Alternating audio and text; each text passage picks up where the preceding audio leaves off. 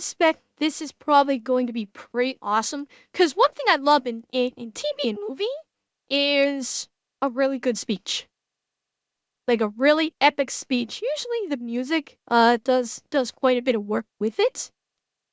But I do love a good, like, powerful speech in TV and movie. So let us check this out. It's a little bit longer than normal, but I am okay with that this time. So let us check this out.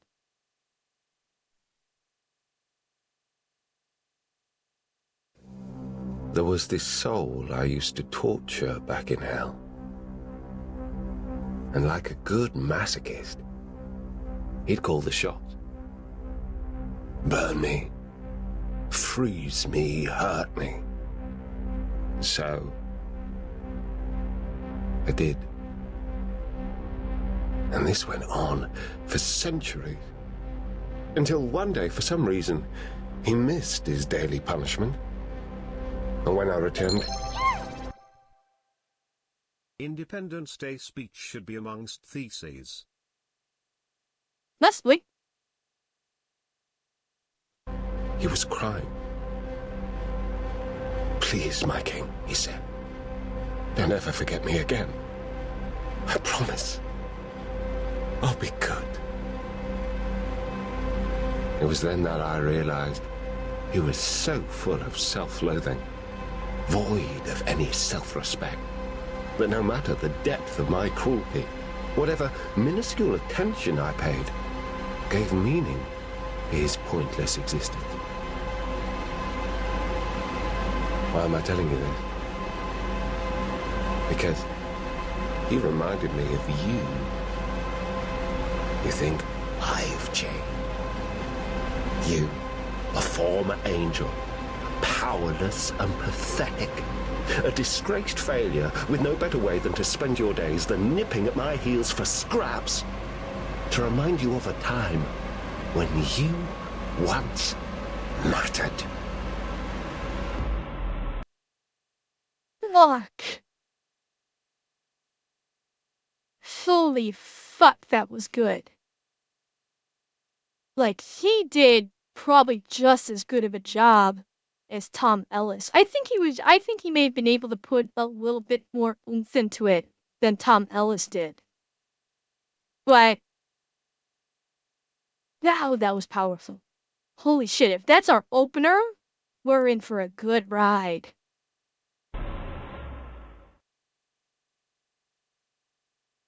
Okay, I haven't seen Midnight Mass, so I don't know this one. When I die,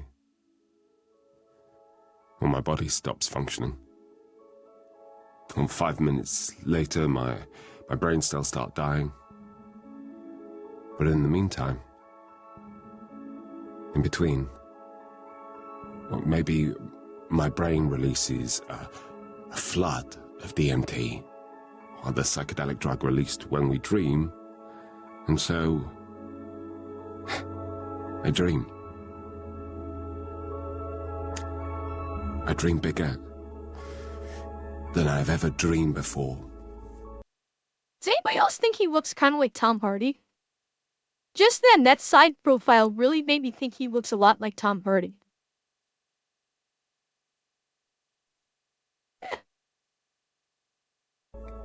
Because it's all of it. It's the last dump of DMT all at once, and my neurons are firing, and I'm seeing this firework display of memories and imagination. A little bit, Doc. A little bit, yeah. My mind's rifling through the memories, long and short term, and the dreams mix in with the memories, and it's a curtain call. One last great dream, as my mind empties the fucking missile silos, and then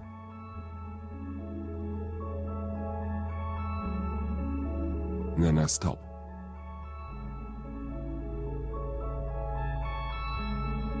And my brain ceases. And there is nothing left of me.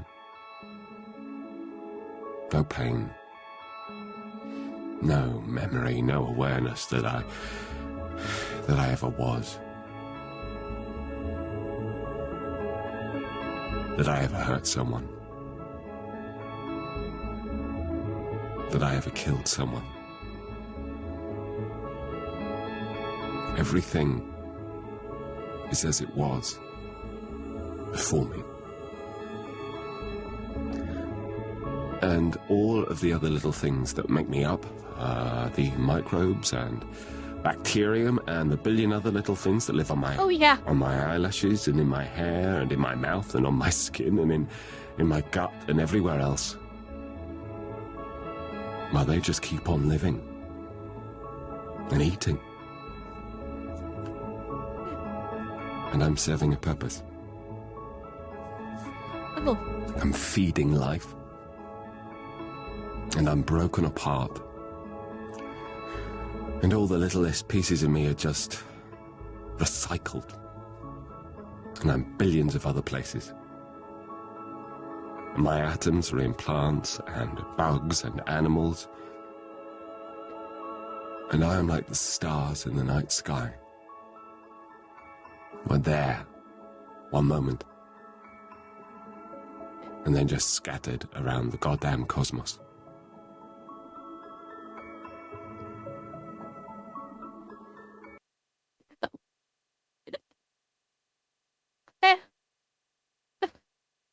Sorry.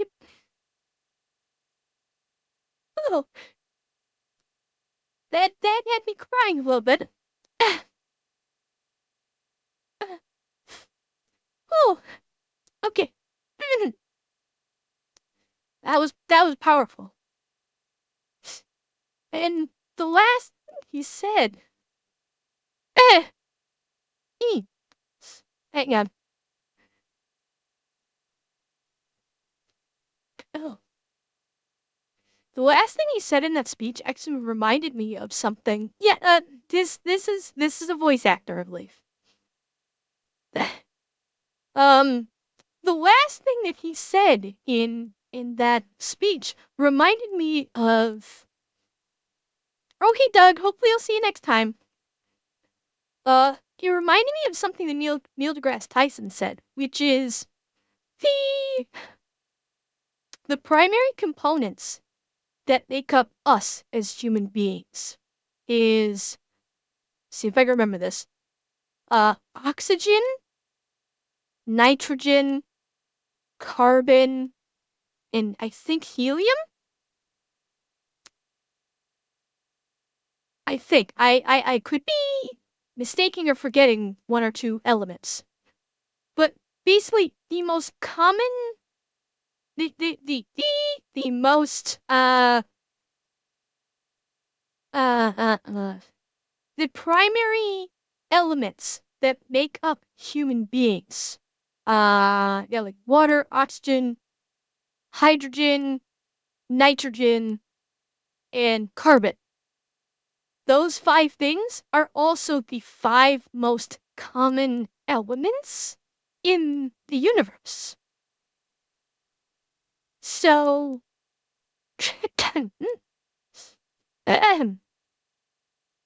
so as he put it, we are made of star stuff.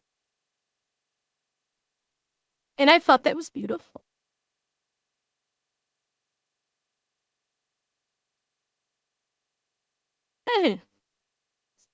Yeah. Oh, I'm really emotional tonight. Haha. Okay. I'm probably gonna break down seriously crying at one point here, but let's go to the next one. Oh, not this one though. Who are you carrying all those bricks for, anyway? God. Tysel, I'm fine. It's powerful speeches make me cry.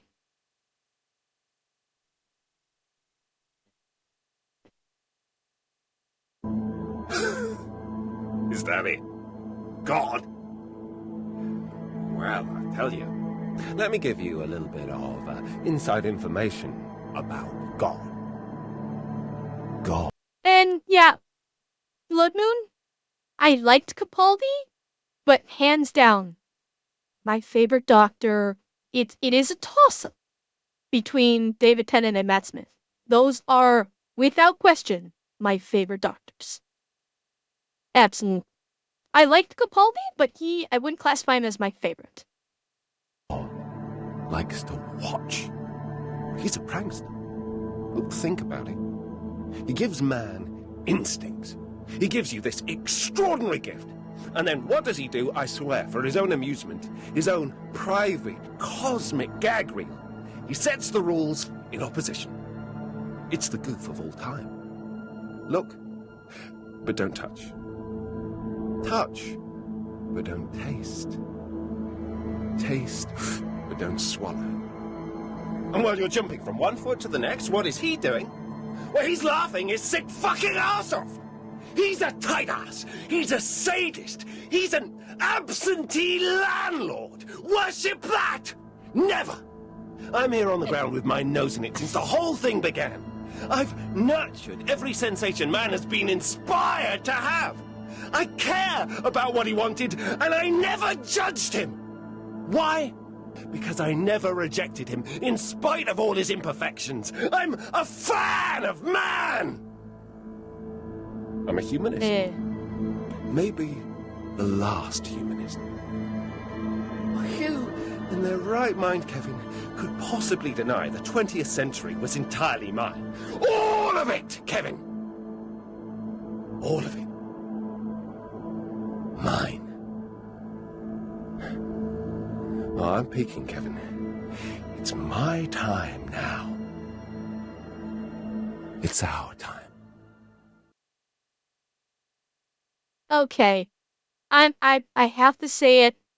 It was not as good as when Pacino did it. It was not as good as when Pacino said the lines. I have to say it.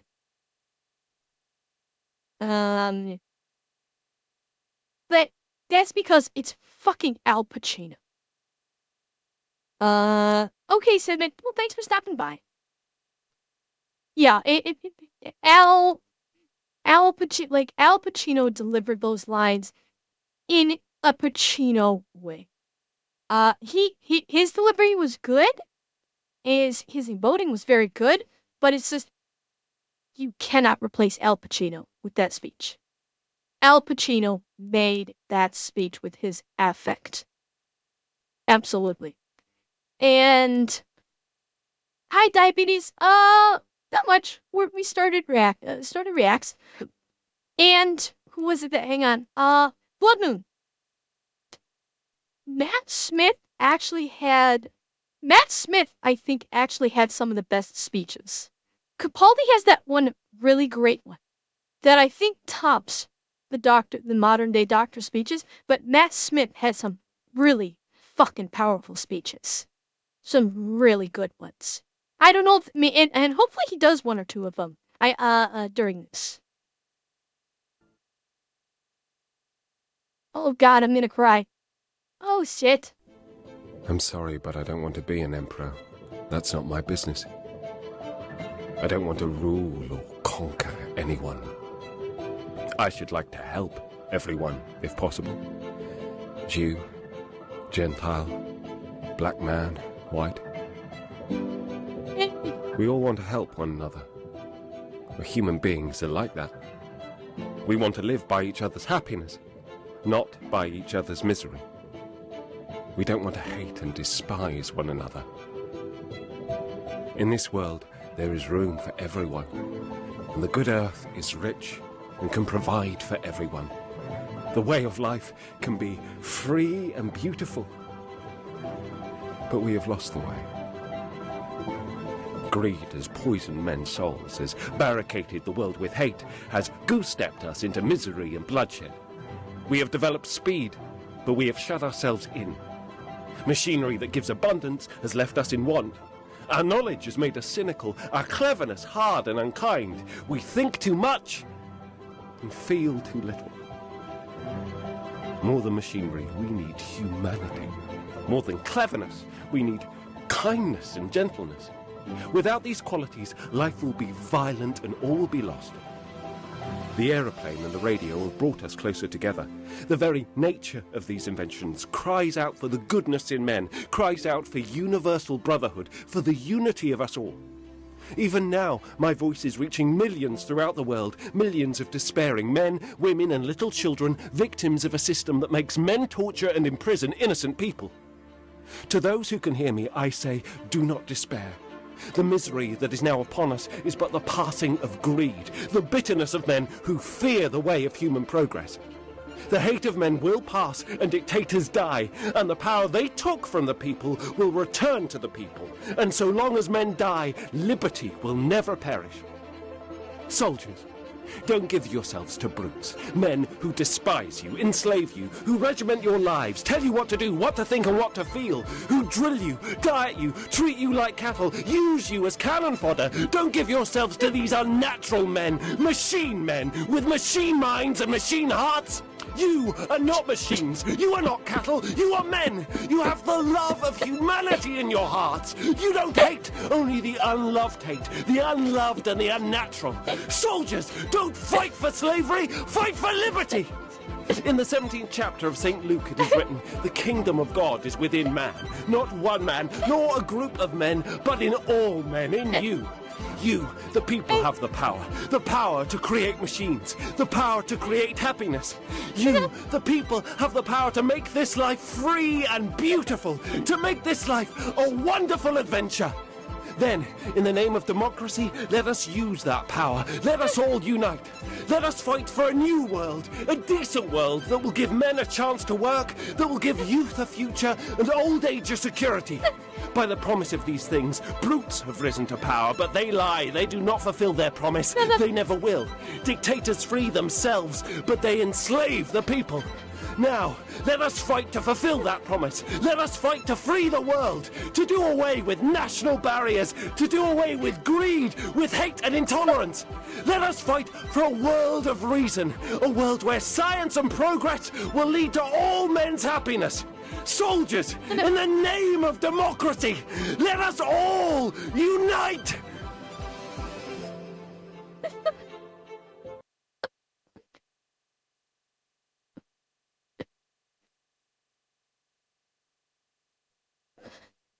Oh, shit.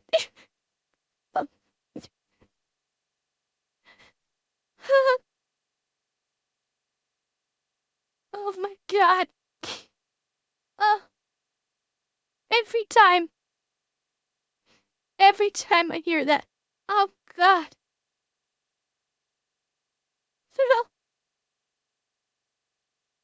Oh, every time. Oh, oh, it hits me every time. Oh, oh god. Oh, that was so powerful. Oh god.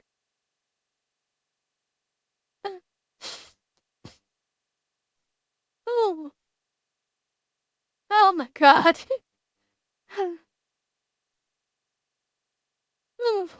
Yeah, that he is not Charlie Chaplin, but god damn did he do a good job.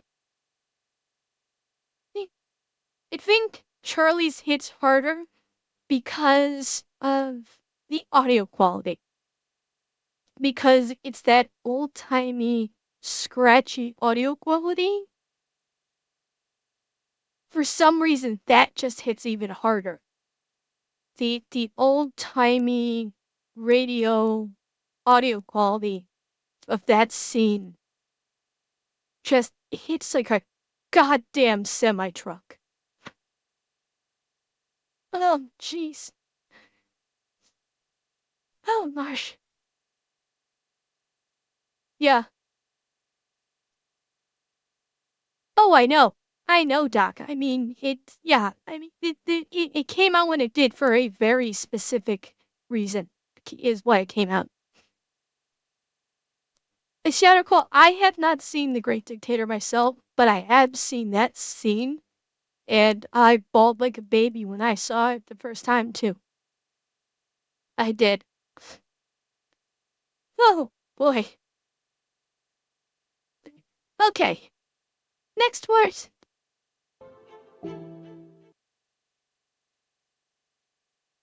Now, I've never seen Peaky Blinders. I don't don't give a fuck right now, kid. I do not want him to spare me because of some fucking peace pact. I want him to acknowledge that his anger is unfucking justified. I want him to acknowledge that he who fights by the sword, he fucking dies by it, Tommy. So, they took your boy, did they, eh? They got your boy? And what fucking line am I? Yeah, Shadow Claw, the last one was from The Great Dictator. Masked Boy Persona, thank you for the follow. Welcome. I hope you don't mind me crying. I'm probably gonna cry a couple times. I supposed to have crossed, eh? How many fathers, right? How many sons, yeah? Have you cut, killed, murdered, fucking butchered, innocent and guilty, to send straight to fucking hell, didn't you? Just like me! You fucking stand there, you, judging me, stand there and talk to me about crossing some fucking line? If you pull that trigger, right, you pull that trigger for a fucking honourable reason, like an honourable man. Not like some fucking civilian that does not understand the wicked way of the world, mate. Blood Moon, I don't know. I don't know Peaky Blinders, so I don't know the speech. Oh shit. It's fuzzy, but oh shit, we see what's coming, chat. Oh, this is gonna hurt. This is gonna hurt.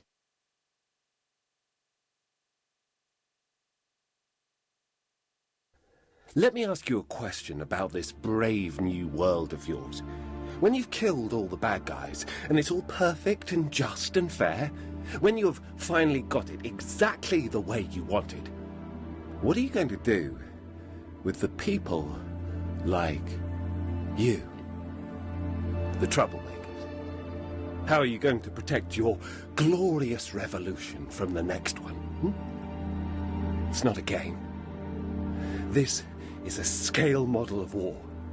Every war ever fought right here in front of you, because it's always the same. When you fire that first shot, no matter how right you feel, you have no idea who's going to die. You don't know whose children are going to scream and burn, how many hearts will be broken, how many lives shattered, how much blood will spill, until everybody does what they're always going to have to do from the very beginning: sit down and talk!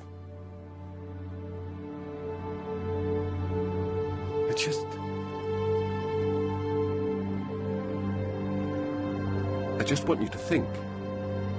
Do you know what thinking is? It's just a fancy word for changing your mind.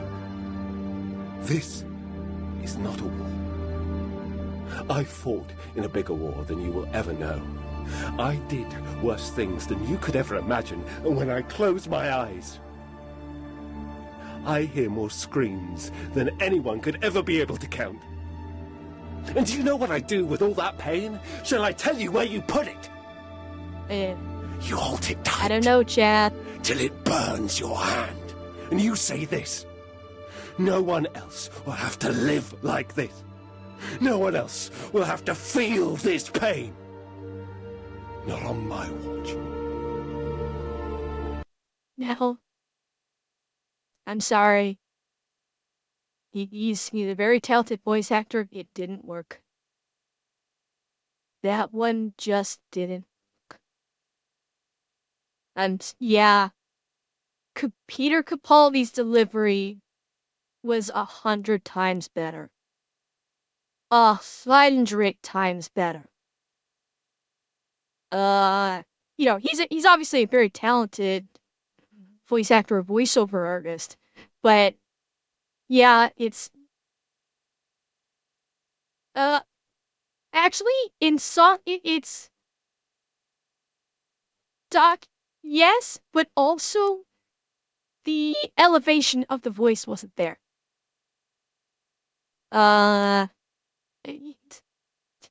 Okay, I have to do this because for comparison, I've got to do this. Because in this case, I need to show the comparison. I have to show the comparison for this. And I'll probably cut this for YouTube because I'll probably get demonetized or I'll probably get copyrighted. but I'm going to show it here on stream. This is what the Capaldi speech was like, actually. So let me ask you a question about this brave new world of yours. When you've killed all the bad guys, and when it's all perfect and just and fair, when you have finally got it exactly the way you want it, what are you going to do with the people like you? The troublemakers. How are you going to protect your glorious revolution from the next one? We'll win. Oh, will you? Well, maybe you will win. But nobody wins for long. The wheel just keeps turning. So come on. Break the cycle. Why are you still talking? Because I want to get you to see, and I'm almost there. Do you know what I see, Doctor? Granted, we're getting more dialogue here than what he did than what the voice actor presented, but A box.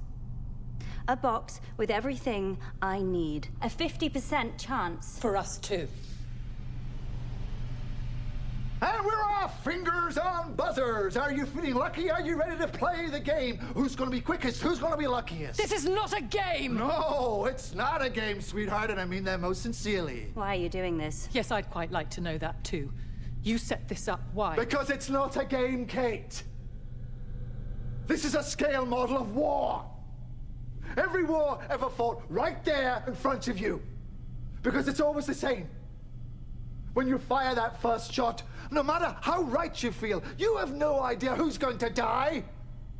You don't know whose children are going to scream and burn.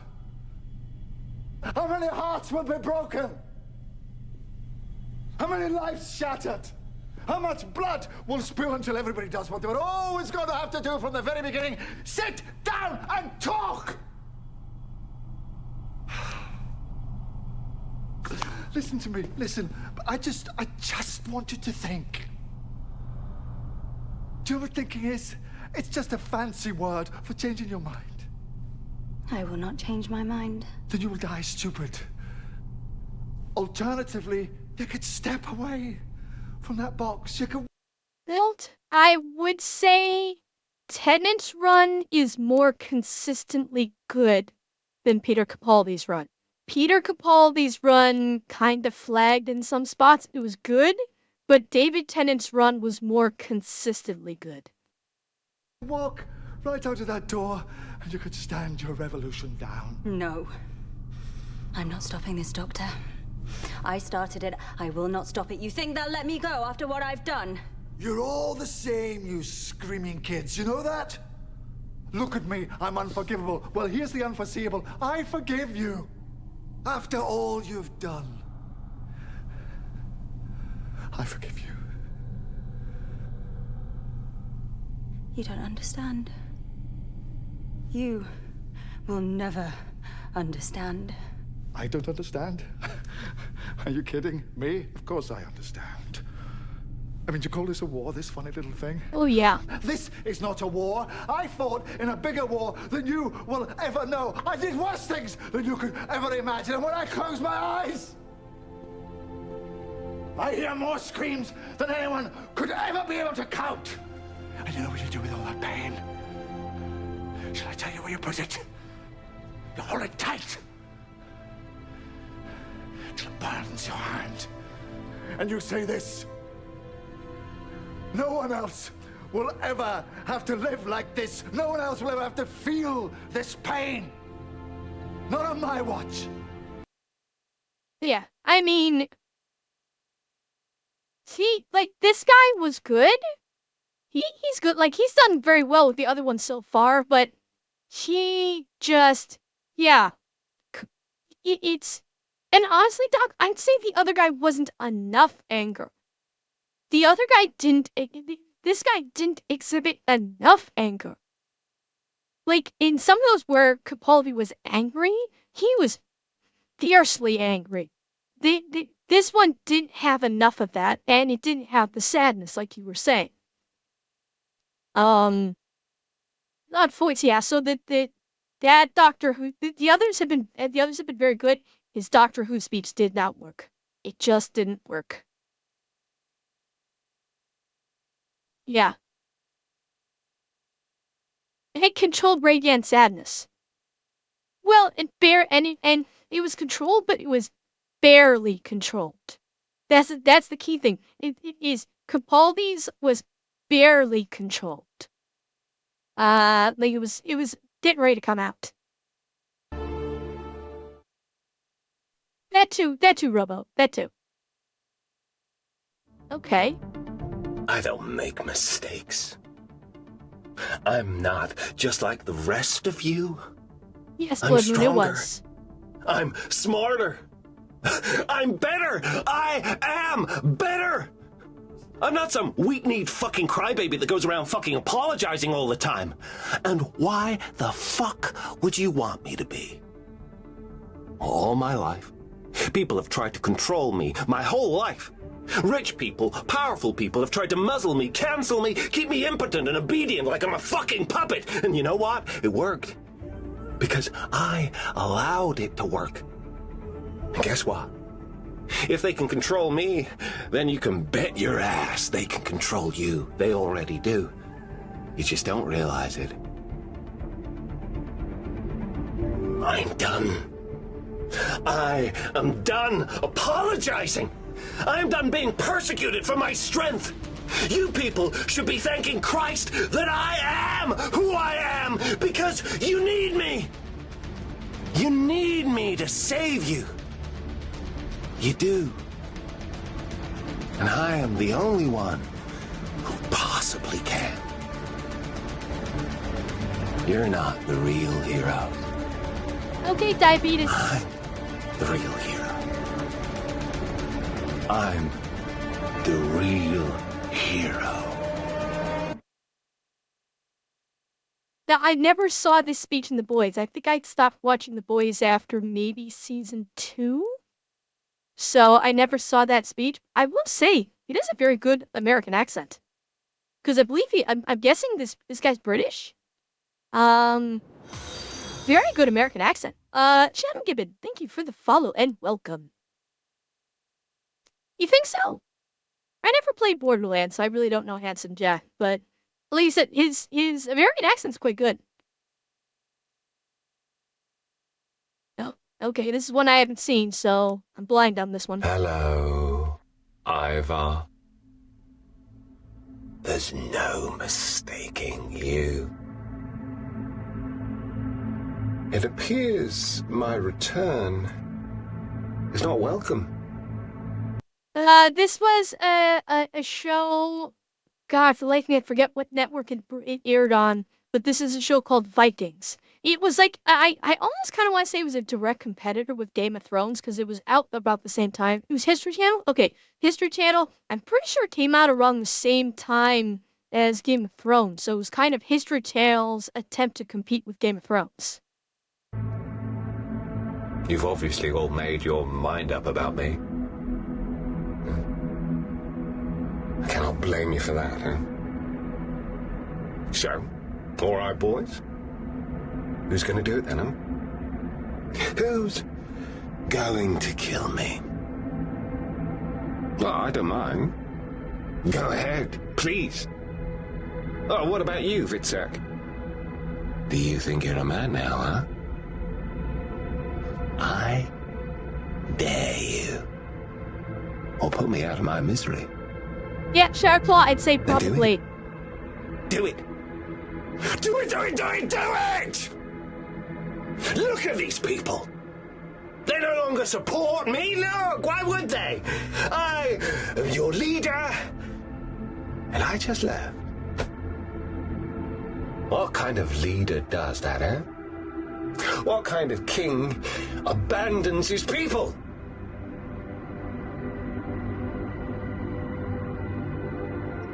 What kind of father abandons his sons? So,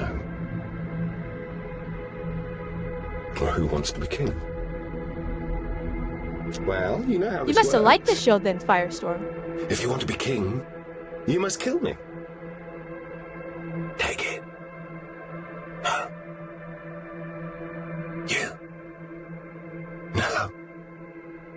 What about you? No? No? Anyone who wants to be king?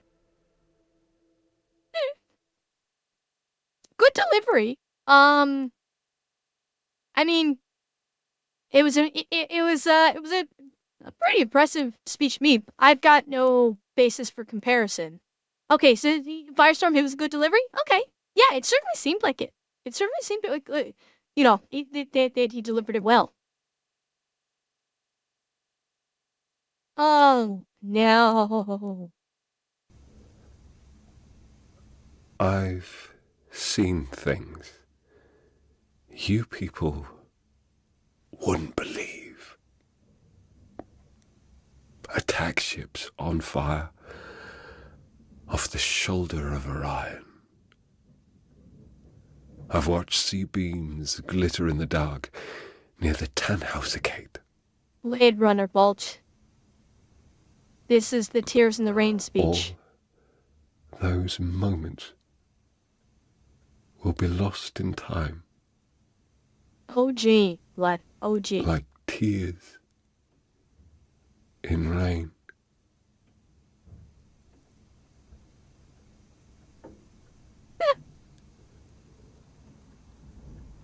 Time to die.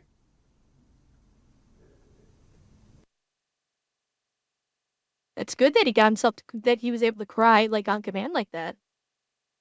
Yeah, that was Roy Batty's Tears in the Rain speech just before he died. And yeah, that was good. I still like Rutger Hauer's performance a little bit better, but it was definitely a good performance of it for sure.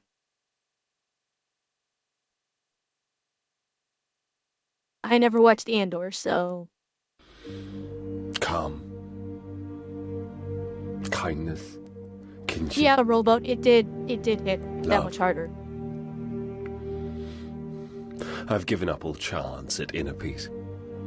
I've made my mind a sunless space. I share my dreams with ghosts. I wake up every day to an equation I wrote 15 years ago, from which there's only one conclusion. I'm damned for what. Really, Eki? What was the Easter egg for Blade Runner?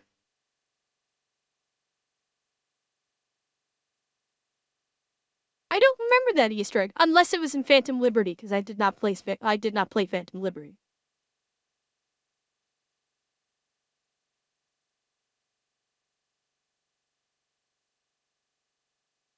Because I know a couple of the Easter eggs in Cyberpunk, but I don't know what the Blade Runner. I can't think what the Blade Runner one was.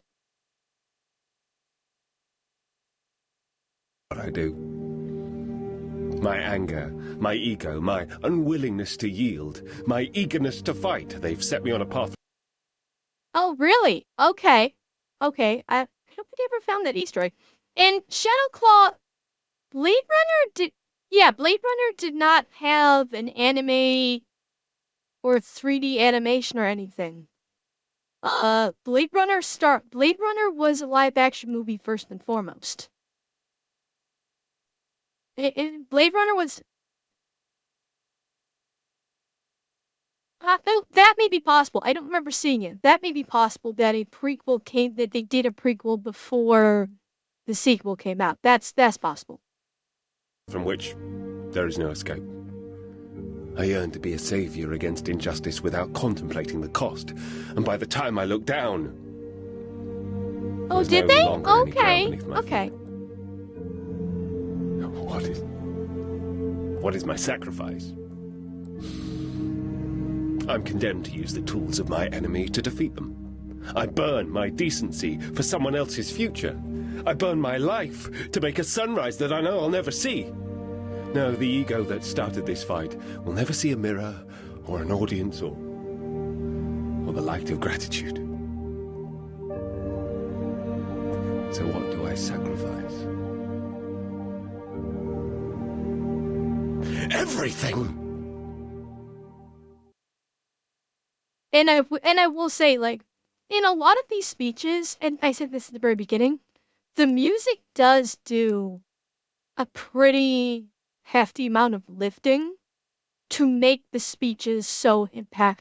The actors presenting speech, of course, have their own heavy lifting do, but the in conjunction, like you need to have the right music to make it truly powerful.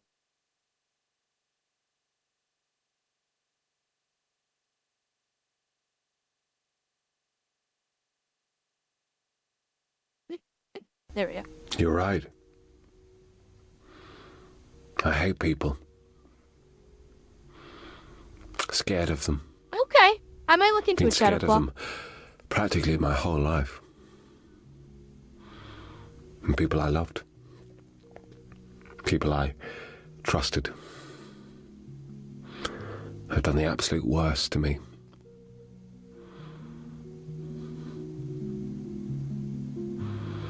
For a long time, that's all I've ever known. So yeah, I called my group F Society. Because you know what? Fuck society. Society deserves to be hated for everything you said they did and more. Fuck every last one of them for what we've all been through. But then there are some people out there, and it doesn't happen a lot, it's rare, but they refuse to let you hate them. In fact, they care about you in spite of it. And the really special ones, they're relentless at it. Doesn't matter what you do to them, they take it and care about you anyway. They don't abandon you, no matter how many reasons you give them, no matter how much you're practically begging them to leave. And you want to know why? Because they feel something for me that I can't. They love me. And for all the pain I've been through, that heals me. Well, maybe not instantly, maybe not for a long time, but it heals. And yeah, there are setbacks. We do fucked up things to each other, and we hurt each other, and it gets messy. But that's just us. In any world you're in. Shadow Claw, you might be confusing And yeah, DBZ. you're right. We're all told we don't stand a chance. And yet, we stand. We break. But we keep going. And that is not a flaw. Okay, chat, I need your help here. It's been a while since I saw iRobot. Who made this speech and when did they make it? 'Cause it's not ringing a bell for me. I don't remember this speech in iRobot. Okay, so it was Will Smith's character. When did he make this speech? Was it towards the end? Like after they destroyed the main computer and they were kind of doing that where do we go from here now kind of thing? Because for the life of me, I do not remember this.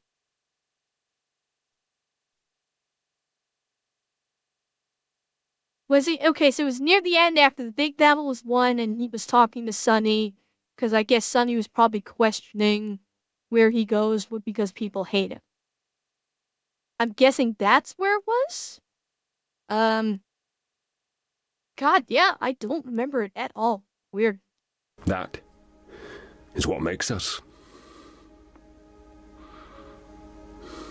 Yeah, Shadow Claw, I agree. It was an no. okay movie. It was okay. I won't give up on this world. And if you can't see why, then I speak for everyone when I say, fuck you. I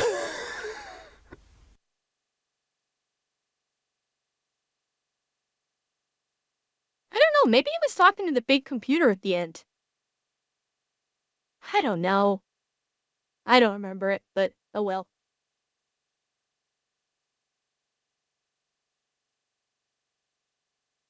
You're funny. You're a funny, funny man. I have no idea what Papa Pope is, Or should or I say Scandal. boy? You're a boy. You've been coddled and cared for, pampered and hugged. For you, it's always summertime and the living is easy. Daddy's rich and your mama's good looking. You got money in your blood. Yeah, this was a You TV show that I never Are saw. a boy. I'm a man. I have worked for every single thing I have ever received. I have fought and scraped and bled for every inch of ground I walk on. I was the first in my family to go to college. My daughter went to boarding school with the children of kings. I made that happen. You cried yourself to sleep because Daddy hurt your own feelings. Oh, he is Papa Paradox. banged his secretary because it hurt to have so much money. You spoiled, entitled, ungrateful little brat. You have everything handed to you on a silver platter, and you squander it. You've been given the world, and you can't appreciate it because you haven't had to work for anything. So now, you've decided that the one thing that you want is my daughter, my child, mine. What I made, and what I created. Well, you could talk about what a great lady she is to try to get a response from me all you want.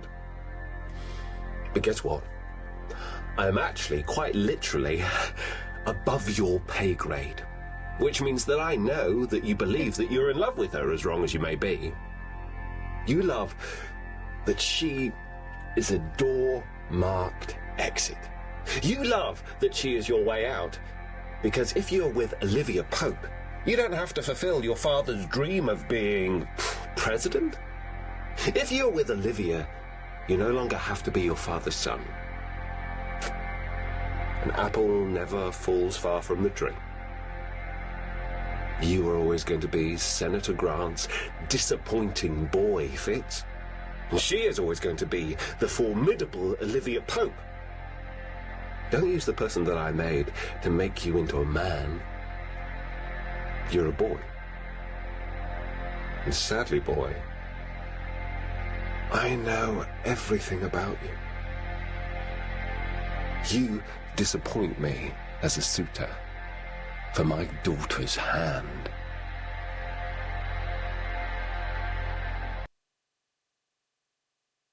Okay.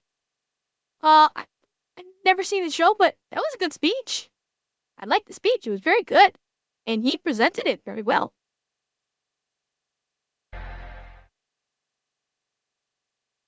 Oh, here we go. Another Lucifer. I'm glad you came back.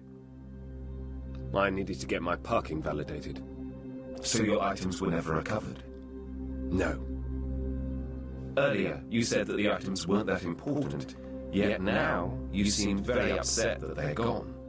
Well, I'm a walking paradox, what can I say? Sometimes we need to lose something before we can understand its value.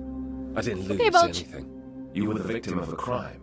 It's only natural that you would feel violated, and often our feelings of loss connect to how we feel about Chat, help me out here. It's been a while. Whom is Lucifer speaking to in this scene? Who is he supposed to be? Which character is this supposed to be? I'm drawing a blank.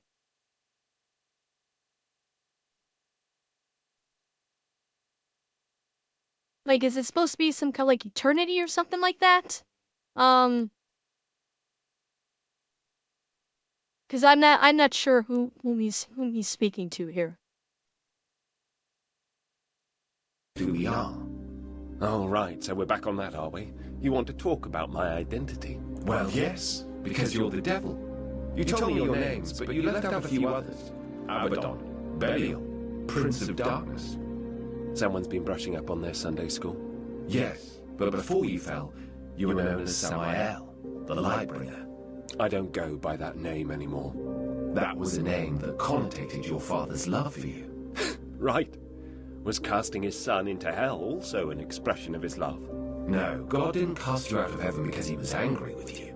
How do you presume to know God's intentions? Oh, I don't. I can't. Then maybe stick within the limits of your intellectual capacity. Or maybe my simplicity offers me a different perspective. God cast you out because he needed you to do the most difficult of jobs. It was a gift. Gift? He shunned me. He vilified me. He made me a torturer. Can you even begin to fathom what it was like? Eons spent providing a place for dead mortals to punish themselves. I mean, why do they blame me for all of their little failings, as if I'd spent my days sitting on their shoulder, forcing them to commit acts they'd otherwise find repulsive? Oh, the devil made me do it. I never made any one of them do anything. Never. What happened to you is unfair. Unfair? This is unjust.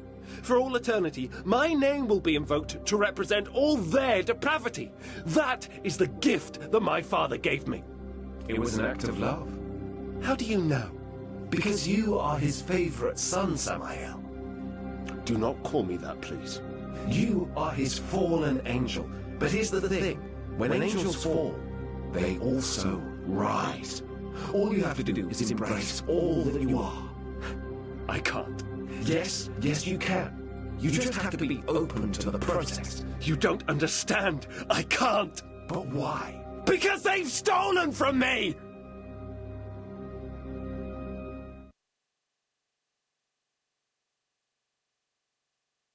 Ben. Why do I feel like something's missing from that scene? Cause was that when he was looking for his wings? Was that when his wings got stolen? And he was trying to get them back. Trying to remember it. Damn, it's been a while since I've watched Lucifer.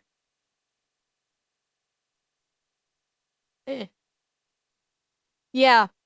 I'm just trying to remember who he was talking to. Was he talking to, like, Linda, or was he talking to someone else entirely? Because that felt like a scene where he was talking with Linda.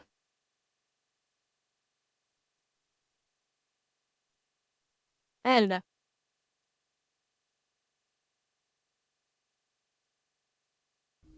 What dreams I had of my mate. Of another being looking into these eyes, upon this face, and recoiling not. But how could this happen? For the monster is not in my face, but in my soul. I once thought that if I was like other men, I would be happy and loved. The malignance has grown, you see, from the outside in. And this shattered visage merely reflects the abomination that is my heart. Oh, my Creator, why? Why did you not make me of steel and stone? Why did you allow me to feel? So I'm guessing, because I never saw Penny Dreadful, I'm guessing this may be Frankenstein that is making the speech. That's kind of the impression I got at the beginning, that this is Frankenstein. Or, excuse me, Frankenstein's monster. Let me correct myself there. Frankenstein's monster.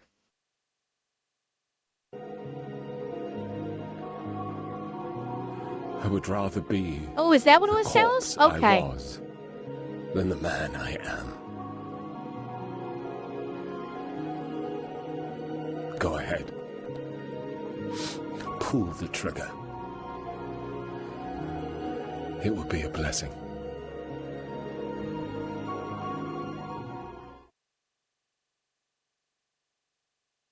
Oh, wow. I have not seen this movie in so long, I'm not even going to remember the speech. I know Amadeus. It was a very long time ago. I got introduced to it when I was young, so I really don't remember any of it. but I do know Amadeus. I know my fate. Now, for the first time, I Hi, feel Sergey. my emptiness as Adam felt his nakedness. Tonight, at an inn somewhere in this city, stands a giggling child who can put on paper, without actually setting down his billiard cue, casual notes which turn my most considered ones into lifeless scratches.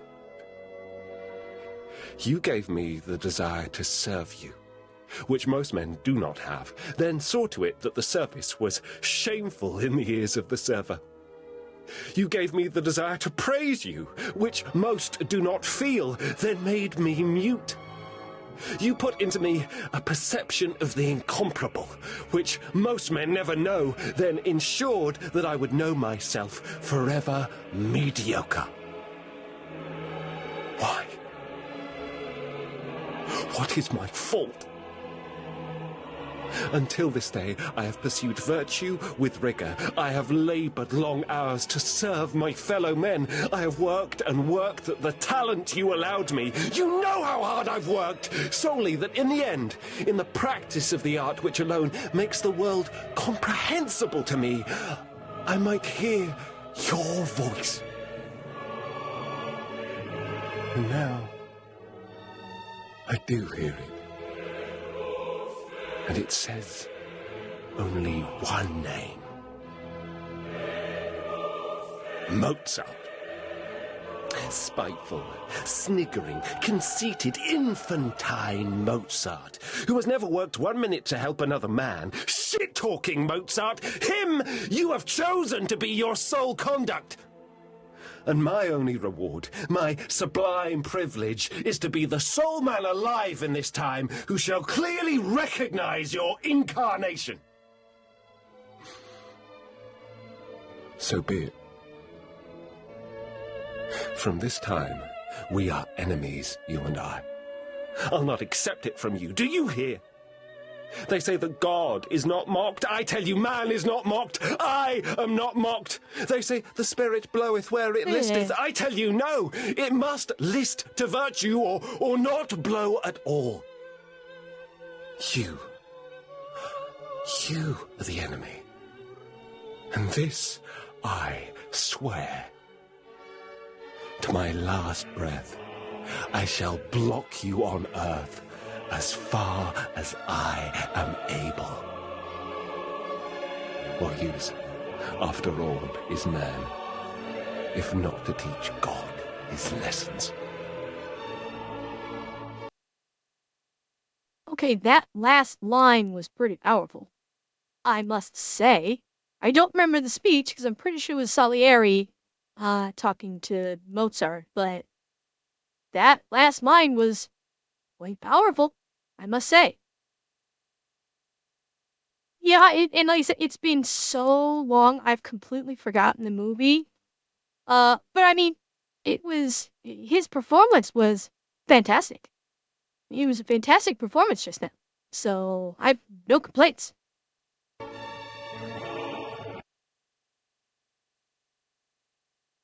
Hey.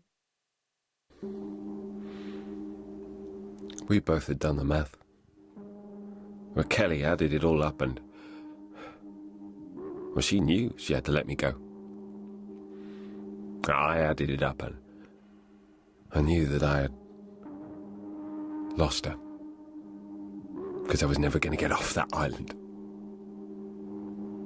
I was going to die there, totally alone. I was going to get sick or get injured or something.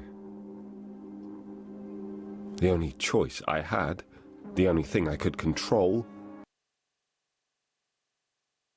So this is from Castaway, and this is, I want to say it's at the end after he, I think after he's been rescued, he's on a flight back to the States and he's talking to his friend, I believe, on the plane. I think that's this scene. Was when and how and where it was going to happen. So I made a rope. And I went to the summit to hang myself. I had to test it, you know. Of course, you know me. And the weight of the log snapped the limb of the tree, so I couldn't even kill myself the way I wanted to. I had power over nothing. And that's when this feeling came over me like a warm blanket. I knew, somehow, Okay. that I had to stay alive. Somehow. I had to keep breathing. Even though No, folks, this is from, there was no reason to hope. Castaway. And all my logic said that I would never see this place again.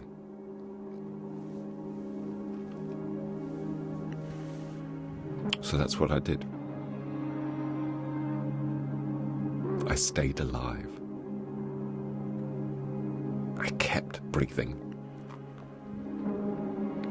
And one day my logic was proven all wrong because the tide came I'm not in sure. and gave me a sail.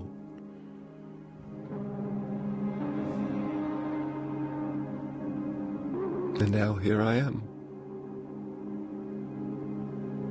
I'm back in Memphis, talking to you. I have ice in my glass.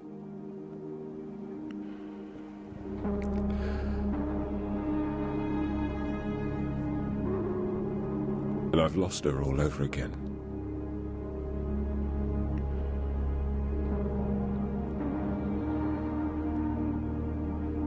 I'm so sad that I don't have Kelly.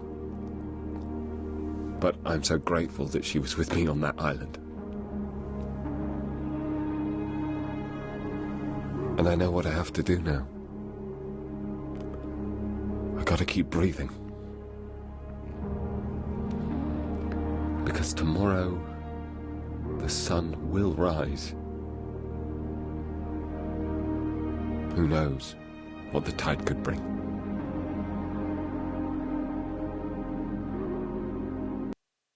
Perfect.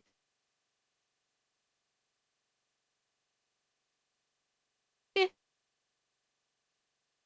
It was good. It was good.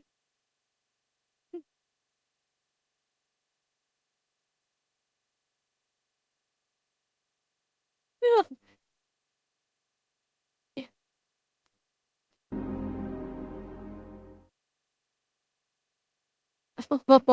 Balls.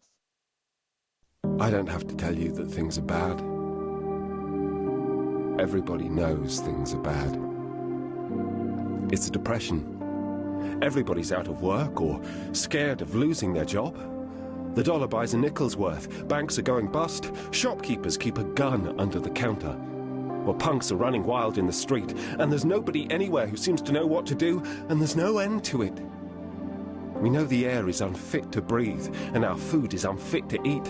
And we sit watching our TVs while some local newscaster tells us that today we had 15 homicides and 63 violent crimes, as if that's the way it's supposed to be. We know things are bad. Worse than bad. They're crazy. It's like everything, everywhere is going crazy, so we don't go out anymore. We sit in the house, and slowly the world we are living in is getting smaller, and all we say is... This is from the past. Network is... I can't remember if it's 80s or 90s. And hi, baby Jesus. Yeah, Network came out in, it was either the late 80s or the early 90s, I believe. So this is something from the past, but god damn it, it fits for today. Please, at least leave us alone in our living rooms. Let me have my toaster and my TV and my steel-belted radials. I won't say anything. Just leave us alone. Well, I'm not going to leave you alone. I want you to get mad. I don't want you to protest. I don't want you to riot. I don't want you to write to your congressman because I wouldn't know what to tell you to write. I don't know what to do about the depression and the inflation and the Russians and the crime in the street. All I know is that first, you've got to get mad. Oh, 76. Okay, I was way off. Okay. You've got to say it. I'm a human being, goddammit. My life has value. So, I want you to get up now. I want all of you to get up out of your chairs. I want you to get up right now and go to the window. Open it and stick your head out and yell. I'm as mad as hell. And I'm not going to take this anymore.